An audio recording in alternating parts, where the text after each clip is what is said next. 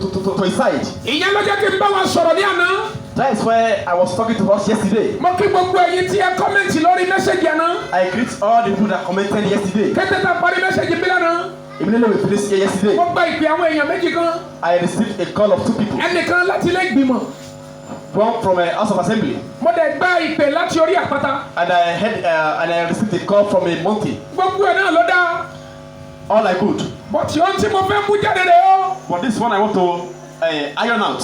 Pẹ̀lú ohun tí mo fẹ́ fi kún ọ̀rọ̀ tí àná. With addition to what I want to add to the yesterday song. Ẹ gbọ́ mi dáadáa sà. Look at me, sir. Ẹ gbọ́ mi dáadáa mà. Hear me, man. Àmọ̀tẹ́lẹ̀ Ọlọ́run ni. It's knowing God. Nígbà tí Ọlọ́run bá fẹ́ pe gbogbo ọkàn padà wá sí ọ̀dọ̀ ẹ̀. Where the God want to call all people to his side. Ní ọ̀pọ̀lọpọ̀ ìgbà. Most times. Ọlọ́run á máa gbé àwọn àjẹ́ láàyè. God will allow a witch Láti tọ̀mẹ́ntì ìdílé. to torment a family. Eléyìí ló mú mi sọ tẹ́lẹ̀. That is why I prophesied. Bí wòlíì Olódùmarè. As a prophet of God. Gbogbo ẹ̀yin tá a ti ń pọ́n lójú. All of you that be oppressed. Lónìí yìí gángan ni. Today. Pẹ̀lú àánú Olódùmarè. With the mercy of God. Ìbínú Ọlọ́run máa kú lórí rẹ. The wrath of God will leave your life. Amen. In book of Judges chapter 6 verse 1. Book of ìwé onídàájọ́ orí kẹfàṣẹ kínní. Something terrible happened in that verse. Nǹkan tó burú ṣẹlẹ̀ ní ẹsẹ̀ yìí. Shall we all open our Bible? Ẹ jẹ́ kí wọ́n wá sí Bíbélì wa. The book of Judges. Ìwé onídàájọ́. Chapter 6 verse 1. Orí kìíní ẹsẹ̀ kẹfà. Read from here. Read please. Àwọn Ísírẹ́lì sì ṣe búburú ní ojú Olúwa. Olúwa sì fi wọ́n lé Mídíánì lọ́wọ́. Olúwa fi wọ́n lé Mídíánì lọ́wọ́. Ní ọdún méje. Praise the living Jesus. Hallelujah. Ṣé ẹjẹ́ tí àwọn ọmọ Ísírẹ́lì bẹ̀rẹ̀ sí ní ṣe búburú? It's not the day the children of Israel commit evil. Kì í ṣe ọjọ́ yẹn ni Olúwa fi wọ́n lé Mídíánì lọ́wọ́. It's not the day God delivered them to Midian. Ẹ gbọ́ mi dáadáa sà. Look at me, sir. Ẹ lè máa wò ní àgbáyé. You can be looking all over the world. Pé irú ẹ̀ṣẹ̀ wo la wá ṣẹ̀? The what kind of sin we committed? Kí ló wá lè jí ẹ̀ṣẹ̀ wa? What could be our sin? Olúwa ní kí n sọ fún wa láàárọ̀ yìí. God said I should tell you this morning. Òṣùwọ̀n wa kóra jọ ni. Our measure is up. Òṣùwọ̀n wa Our measure ó kóra jọ pọ̀. is filled up Ó wá kú. and is filled up. Ẹgbẹ́ mi dáadáa sà. Hear me, sir. Eléyìí ni mo fi bá wa sọ̀rọ̀ ní àná. This is what I talked about yesterday. Ẹ pín àwọn wòlíì sí ọ̀rọ̀ tó wà lẹ́yìn. Let the prophets intervene on this matter. Ẹ jẹ́ kí àwọn ènìyàn bá yín bí Ọlọ́run. Let people beg God for you. Ẹ jẹ́ kí wọ́n bí Ọlọ́run. Let people beg God for you. Ìyẹn ló jẹ́ kí n sọ fún yín ní àná. That's why I told you yesterday. Ní ọ́fíìsì tẹ́ ẹ wà. In the office you have, Ẹ lè ráyè ronú bẹ́ẹ̀ ṣe fẹ́ bí Ọlọ́run. you cannot think of how to beg God. Bẹ́ẹ̀ ṣe fẹ́ pín owó lẹ́ máa máa rò. You'll be thinking of how to share money, Bẹ́ẹ̀ ṣe máa ná owó jáde. how to spend money, Bẹ́ẹ̀ ṣe máa gbé 3 billion sí bí. how to take $3 billion Bẹ́ẹ̀ there, ṣe máa lọ $3 million níbí how to báyìí. use $3 million there. Ẹ̀rí ẹ̀yẹ àti kórajọpọ̀ fún Ọlọ́run. You don't have time to gather together for Ó God. sọ fún yín ní àná. I told you here yesterday. Gbogbo ń tẹ́ ẹsẹ̀ ló dáa. All what you do are good. Àwọn èèyàn gbọ́dọ̀ ju 50 lọ nílé ìjọsìn. That people must not more than 50 in a gathering. Gbogbo ẹ̀ ló dáa. All is good. Ẹ ń ṣe ipá. You are striving Bí ẹ ṣe lè mú kòrónà kú lẹ̀. to take off corona. But èmi sọ fún yín ní àná. But I am telling you yesterday, Ẹ̀yin tẹ́ pè mí lórí fóònù.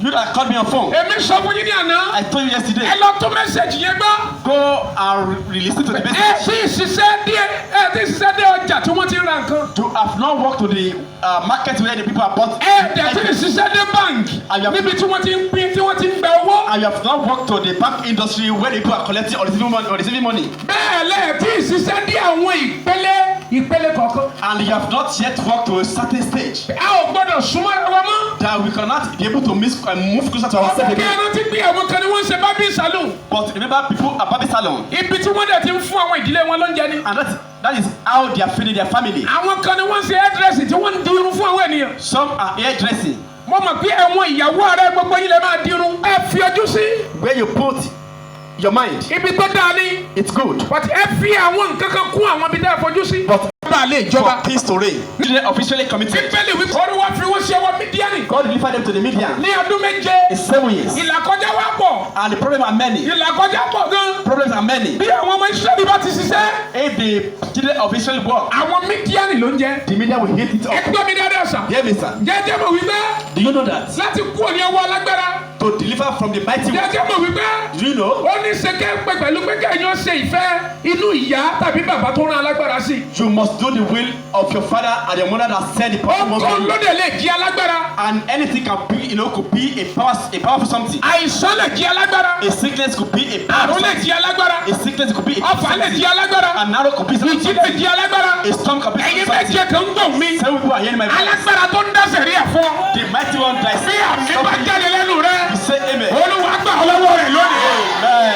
God deliver you from day to day in Jesus' name. Ọkọ ló lè jí alágbára. Anything could be a powerful something. Àkóbá lè jí alágbára. Implication could be a powerful something. Gbèsè lè jí alágbára. Death could be a powerful something. Asáfẹ́ fi kankan dá ọ padà. They want to make you to return. Kó lè bá àrántí ẹlẹ́dàá rẹ. For you to remember your creator. Kí ni ìwé oníwàásù sọ? The book of Ecclesiastes. Oníwàásù Ecclesiastes ẹsẹ̀ ìkejìlá. 12. Orí kejìlá. 12. Ẹsẹ̀ àkọ́kọ́. First verse. Kí ló ń tó sọ? Rántí ẹlẹ́dàá rẹ ní ìsinyìí. Rántí ẹlẹ́dàá rẹ Lọ́jọ́ ìwé rẹ. ní ìsinsìnyí. Ní ọjọ́ ìwé Ní rẹ. ọjọ́ èwe rẹ. Nígbà tí Ẹgbẹ́ mi dáadáa sà. hear me sir. Bí Olúwa bá wò wípé If God looked at àwọn ènìyàn wọ̀nyí ti jìnnà sí mi. that people have moved went afar from me. Àwọn ènìyàn jìnnà sí mi. That people have gone afar from me. Mo lè fẹ́ kí ọkàn wọn padà. And I want their mind to come back. Ẹgbẹ́ mi dáadáa sà. Hear me sir. Ẹgbẹ́ mi mà. Hear me ma. Ohun kankan ni Ọlọ́run máa rán. God will send something. Ìyẹn ló jẹ́ kí n sọ fún ọ wípé That is why I tell you that. àmọ̀tẹ́lẹ̀ Ọlọ́run ni. That God knows about it. Ọlọ́run ni gbogbo wa máa jọ gbó sókè sí. We will cry upon the Lord. A ó dẹ̀ gbà wá lọ́wọ́ ìlàkọjá. And He will deliver us from the Wọ́n challenges. ló máa gbà wá lọ́wọ́ ìlàkọjá. I say we deliver from the Wọ́n problem. ló máa gbà wá lọ́wọ́ ìlàkọjá. Wọ́n ló máa gbà wá lọ́wọ́ ìlàkọjá. Wọ́n ló máa gbà lọ́wọ́ ìlàkọjá. Ẹ wo fa sẹ́mu ẹsẹ̀ bíbélì kankan yẹn. Ìwé onídàájọ́. Ecclesiastes 12:7. No. Judges chapter 6-7. Judges 6:7. Yes. N tẹ́ ka yóò balance. Ó sì ṣe. Nígbà tí àwọn ọmọ Ísírẹ́lì kígbe pé Olúwa. Nígbà tí àwọn ọmọ Ísírẹ́lì kígbe bí Olúwa. Nítorí àwọn ọmọ Mídíánì. Kí ló fà á tí ọmọ Ísírẹ́lì fi kígbe kí Olúwa? Why the children fall upon the Lord? Torí Mídíánì. Because of Midian. Wọn ò ráàyè tẹ́lẹ̀. They have no chance before. Ó ṣeé ṣe kó jẹ́ pé ọ̀rọ̀ òṣèlú ni ó jẹ́ kí wọ́n ráàyè. It might be the policy that doesn't allow them to Ó ṣeé ṣe have pẹ̀lú bí wọ́n ṣe fẹ́ ná owó ó ní ó jẹ́ kí wọ́n ráàyè. It might be how to spend money that doesn't allow them to have. But now no. Olúwa fẹ́ kí gbogbo ènìyàn ó rí àyè. God wanted everybody to have time. Torí Olúwa ló ní gbogbo ayé yìí. Because God owns everything on earth. Property rẹ̀ ní ayé. The earth is His property. Ìwọ tó ń gbọ́ mi àti ẹ̀yin tẹ́ And the people àti èmi tí mò ń sọ̀rọ̀. and the people I'm talking. Iṣẹ́ owó Olúwa ní gbogbo wa. We are the God's image. Ẹ lè expect kí Olúwa kó yọwọ́ pọ̀ nínú iṣẹ́ rẹ̀. And you cannot expect God to dip hand off on His something. Gbogbo ènìyàn. And Ẹ kí wọ́n máa rò nípa tòun. to think of about Him. Ẹgbẹ́ mi dáadáa sà. Look at me, sir. Nígbà tí Ísírẹ́lì rò nípa tolúwa mọ́. When the Israelites think about the God again, Olúwa wá wò ibẹ̀. God now look Kí ni that. mo lè ṣe? What should I do? Ẹ jẹ́ kí n lo Mídíánì. Let me use the medium Láti bá wọn wí. to punish them. A lo Mídíánì. We use medium Láti bá wọn wí. to punish them. A bá wọn wí lè kórìíta tó jẹ́ wípé. Punish them to the extent Kò sí oúnjẹ tí wọ́n fẹ́ jẹ. there's no food for them to eat. Ẹ wo tó ṣẹlẹ̀ báyìí. Look at what is happening Mo now. gbọ́ pé kò sí oúnjẹ ní Amẹ́ríkà.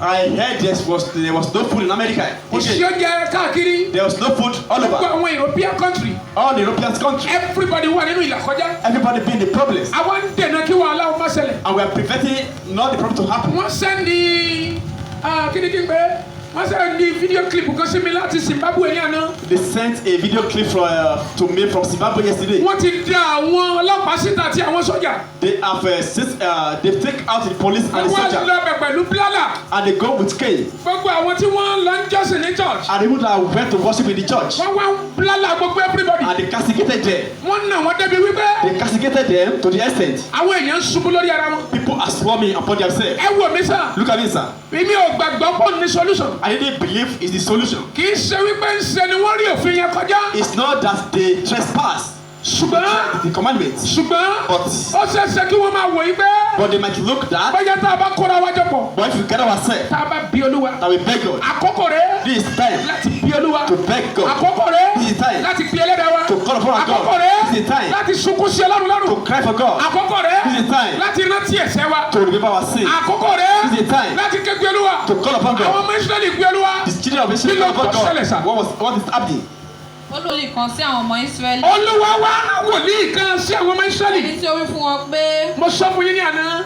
I told you yesterday wòlíì gbọ́dọ̀ intervene nínú ọ̀rọ̀ yìí. that the prophet must interfere in this matter. àwọn tí wọ́n lè bá yín wojú Olúwa. The people that can seek God face. lè dá ojú Olúwa wò. You cannot seek God face. wò ní sá. Look at me, sir. bí ọmọ bá ti ṣẹ̀dá ìkórìtà kan. If the children commit to the essence, ẹ̀rù máa ń bọ ọmọge láti lọ bá òbí ẹ̀. it will be fair to go and meet the children. ó máa ní láti lọ mú ẹnìkan dání. He will have to go and take a third party person. ẹ bá ń wá ojú Olúwa. Help me seek God's face. títí di àkókò yìí. Up to now, àwọn wòlíì sí wa. prophet, they are saying a tí wọ́n prophet. bà ìgbàgbọ́ jẹ́. They are not denied faith. àwọn wòlíì sí wa. They are still a prophet. tí wọ́n dúró sí orí ẹkún wọn. That still that appear on their mo knees. sọ fún yín ní àná. I told you ẹ lè yesterday. máa wò yín bẹ́ẹ̀. You might be look kí ló dé tí àwọn wòlíì yìí ò dá sí. that why the prophet are not intervene. ohun tẹ́ ẹ bá ti pè wọ́n sí. What did you not call them to? wọ́n lè má dá sí. They will not intervene. ó bá Bíbélì mu. It's biblical. òtítọ́ ni pé ìlú wọn ni. Truly, is their nation, ó bá Bíbélì mu. but it's biblical. bí májẹ̀mú ṣe ń bẹ láàyè síbẹ̀. As there is covenant yet. agbára àti májẹ̀mú. The power and the covenant tó ń yọ ìletò yìí. that is troubling this area, tó ń yọ ayé. that is troubling the tó world, ń yọ agbègbè. that is troubling the tó ń area, yọ ìlú lẹ́nu. that is troubling the city, agbára mídíánì. the power of media, principality. the principality, àfòmọ́ sátánì. the parasite of Satan, májẹ̀mú Calvary. the covenant of Kepha. ó dá owó ẹ̀dúró. Amen. ẹ jẹ́ dìde sókè. Let us rise up. a fẹ́ gbàdúrà. We want to pray. ó ń kejì tí mo fẹ́ kẹ́ mọ̀. The second thing I ó want to jẹ́ know àmì fún òpin ayé. is a sign to the end time. àmì Sign fún òpin ayé. to the end time. ẹ gbọ́ mi dáadáa sà. Hear me, sir. ní ọ̀pọ̀lọpọ̀ ìgbà. Most times, àwọn nǹkan kan wà.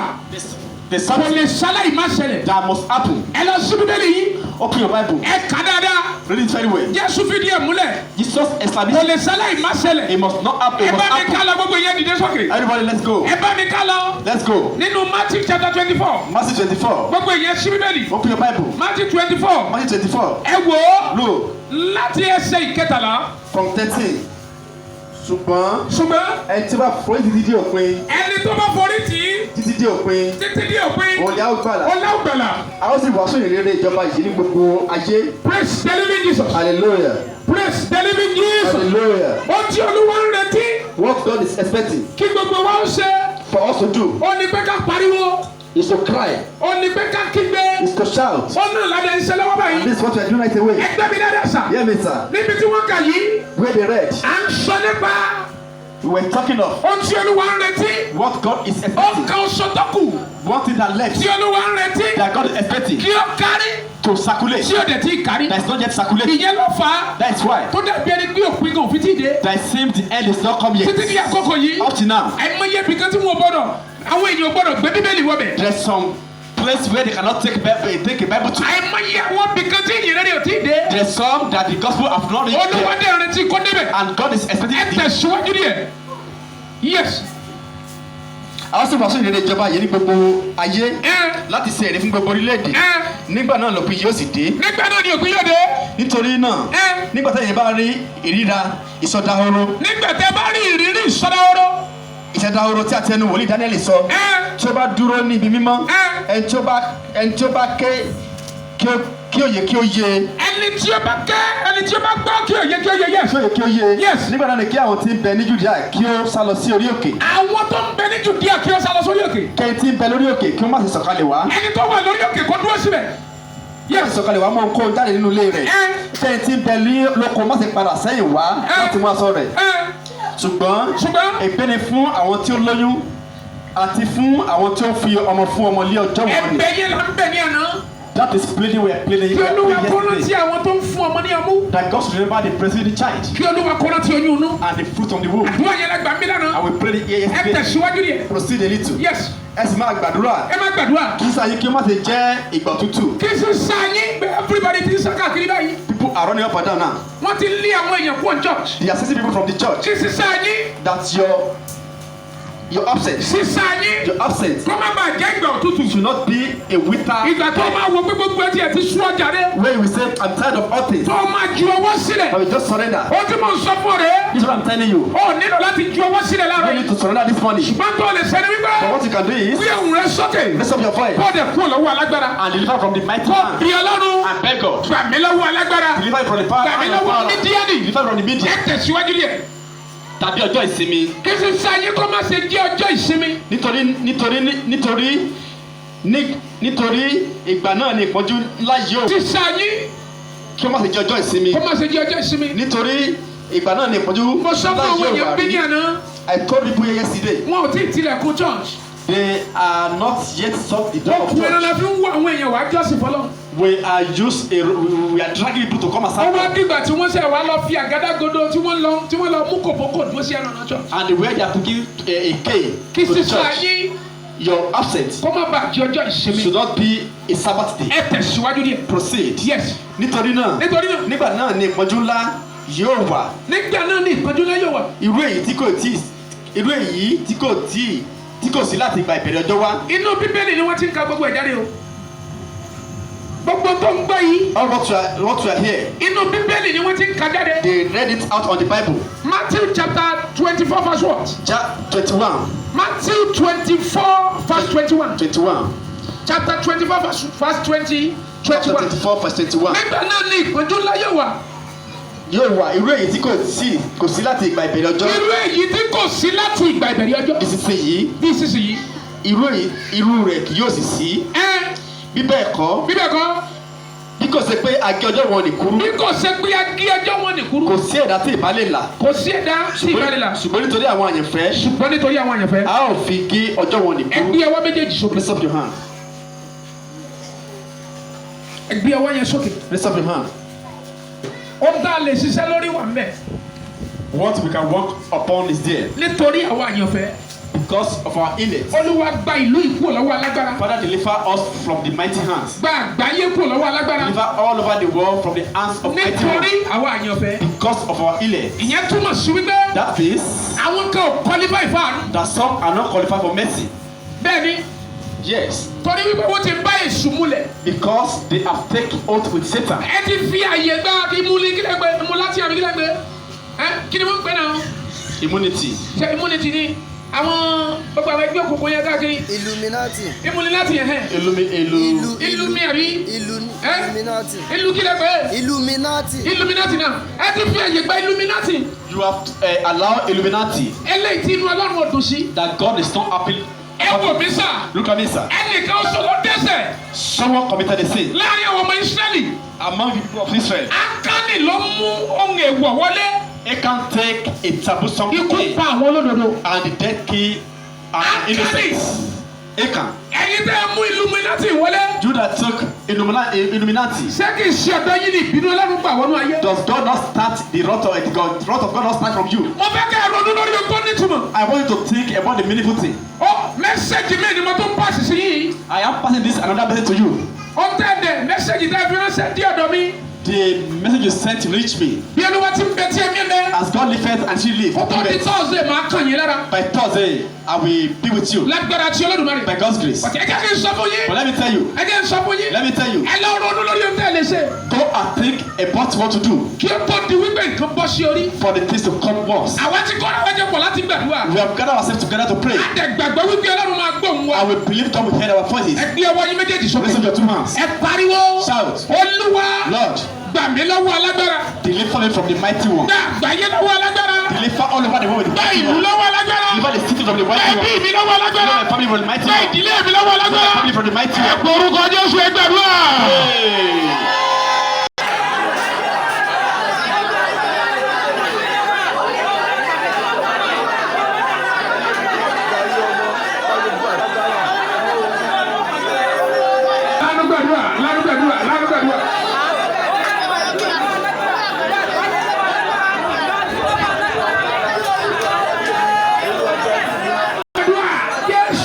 The book show before you pray. Adẹ̀gbẹ́ wa kalẹ̀ láti bá yín wí. And they place all down to correct you. Ẹgbẹ́ mi dáadáa sà. Hear me, sir. Olúwa sọ bẹ́ẹ̀. God said it. Nínú Bíbélì. In the Bible. Nínú ìwé Ẹ́sọ́dù. In the book of Exodus. Orí kẹtàlélógún.